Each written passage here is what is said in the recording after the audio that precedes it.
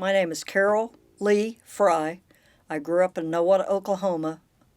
I was born January 25th, 1951, to Leona Claudine Blue Jacket Fry and Joseph I. Fry Jr., both of Nowata. I joined the United States Navy in the Delayed Entry Program 19 November 1970.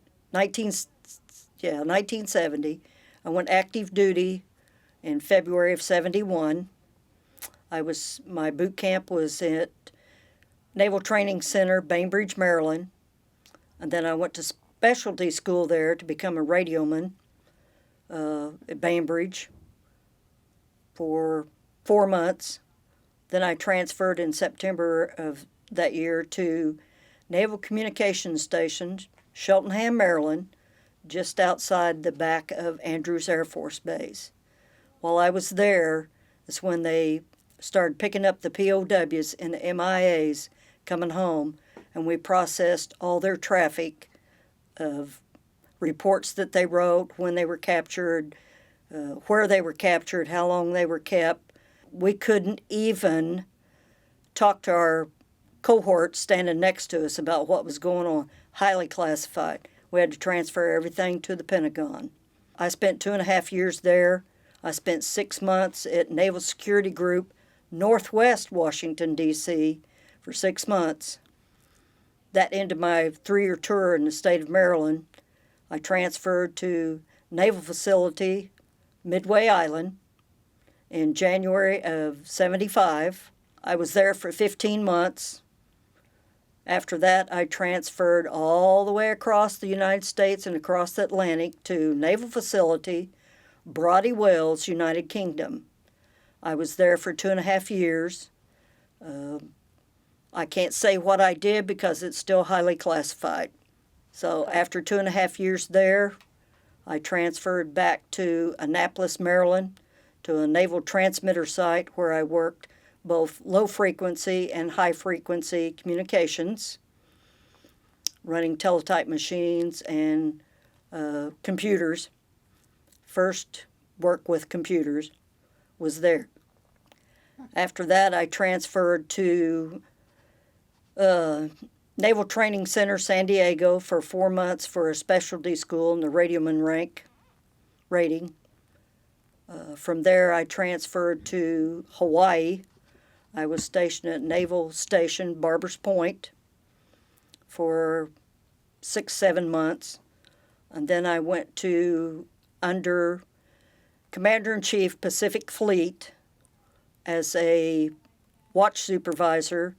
They sent me to a Naval Western Oceanographic Center, which is weather people, to run their communications. So I ran that for about 1.5 years, and then I went up to Commander-in-Chief Pacific Fleet to become a watch supervisor of a large mainframe computers, IBM 360-20, 360-30s, and a DCT 9000. I had a crew of 23 people. I went back to San Diego. I was at Naval Communications Station, San Diego, downtown on the waterfront for 2.5 years. And then I transferred to Naval Communications Station, Yokosuka, Japan, for 20 months, and I retired December 31st, 1990, and went back to San Diego, where I had a house, and spent 3 years there, and then 3 years back to Oklahoma. Joining the military was one of the best things I could ever do. Learning how to get along better with others. It teaches you to realize that their other personalities don't always get along, but you have to learn how to talk to each other, kind of like a marriage, because if you're in this, you're in it for 20 years like I was, then you're in it for a marriage, and you have to communicate with your lower people, your upper people, your upper ranks, and I would suggest it to any person coming out of high school. If you don't think college is for you, join the military. Do a couple of years. Do 2 or 3 years. They'll pay for your schooling. And there's nothing better than the military paying for your schooling. I got 4 years. Not only did I get an associate's degree and a bachelor's degree, but I have a master's degree in communications and computer repair. My father was Cherokee, my mom was Shawnee, and both families come across on the Trail of Tears. My mother's grandmother was one of the first children to go through the seminary here, although we know it, we can't prove it because of the fire that happened. And I wouldn't want to live back then with them and have to go through the things that they went through, but I was proud that my family made it across and didn't die, and that means a lot to me.